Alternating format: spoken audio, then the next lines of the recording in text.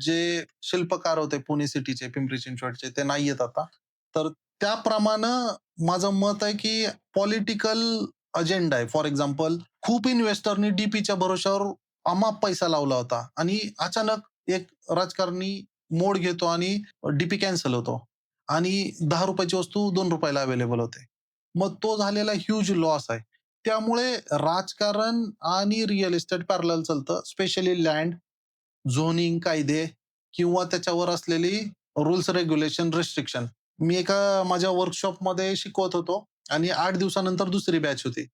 मागच्या बॅचला मी जे शिकवलं ते पुढच्या बॅचला शिकू शकलो नाही कारण तोपर्यंत तुकडाबंदी लीगल केली होती. म्हणजेच काय आहे, की हा बदलणारा जो स्वभाव आहे किंवा लहरीपणा आहे, हा कुठेतरी एक काँक्रीट आणला पाहिजे. माझं सरळ सरकारला विनंती आहे, आव्हान आहे, लोकांवर डिपेंडन्सी नका ठेवू. लोकांना नाही कळत आहे, तर तुम्हीच अशी नियम बनवा, की तुम्ही लँड घेताना टायटल सर्च पण स्वतः गव्हर्नमेंटच देईल आणि गव्हर्नमेंटने दिलेल्या टायटल सर्चवर कोणी ऑब्जेक्शन घेऊ शकणार नाही. इव्हन कोर्ट पण किंवा त्यावर कोर्टाची एनओसी पाहिजे.